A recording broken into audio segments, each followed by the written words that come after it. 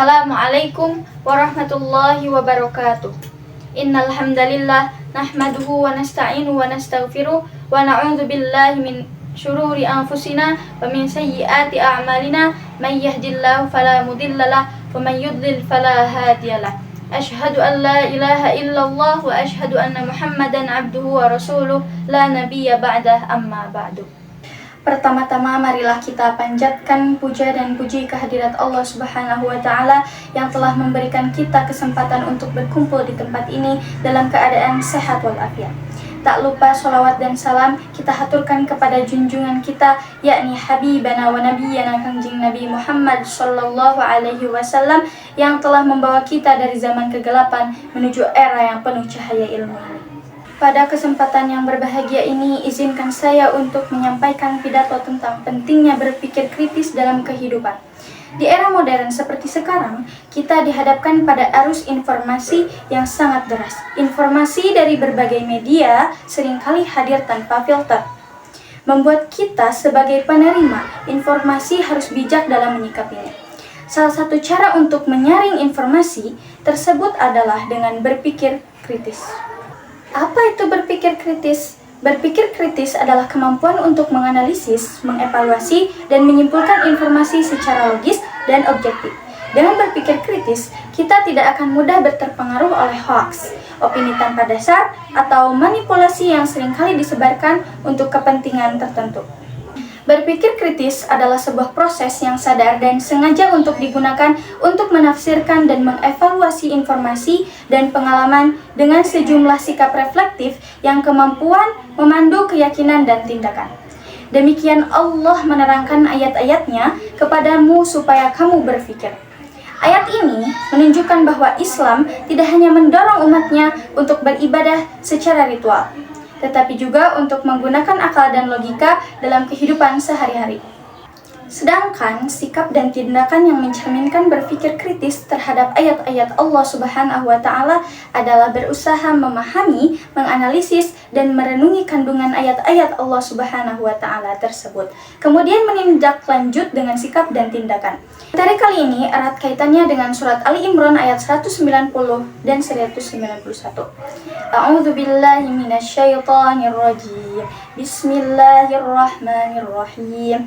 Inna fi khalqis samawati wal ardi wa ikhtilafil laili wan nahari laayatin liulil albab.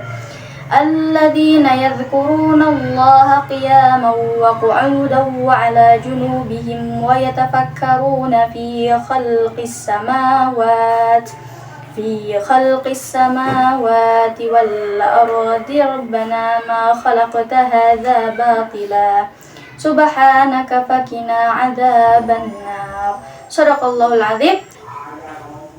Yang artinya, sesungguhnya dalam penciptaan langit dan bumi dan pergantian malam dan siang terdapat tanda-tanda kebesaran Allah bagi orang-orang yang berakal, yaitu orang-orang yang senantiasa mengingat Allah dalam keadaan berdiri, duduk, dan berbaring, dan memikirkan penciptaan langit dan bumi, seraya berkata, "Ya Tuhan kami, tidaklah Engkau menciptakan semua ini dengan sia-sia.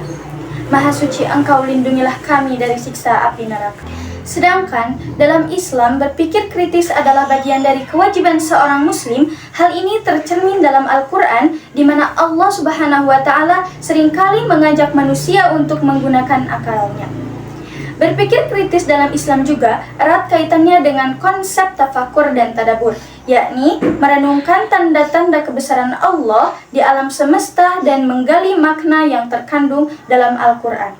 Nabi Muhammad SAW bahkan bersabda, "Berpikir sesaat lebih baik daripada ibadah 1 tahun."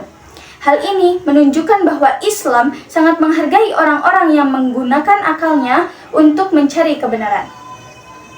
Dan manfaat berpikir kritis sendiri dalam Islam adalah 1. Meningkatkan keimanan dengan merenungkan ciptaan Allah. Kita dapat melihat kebesarannya yang pada akhirnya memperkuat keimanan kita.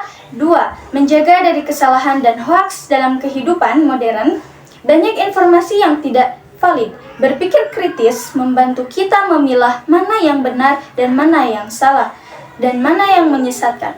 Ketiga, memecahkan masalah secara bijaksana. Dengan berpikir kritis, kita dapat menyelesaikan masalah dengan solusi yang logis, adil, sesuai syariat. Berpikir kritis dalam batasan syariat Islam memberikan kebebasan berpikir, namun tetap dalam koridor nilai-nilai agama.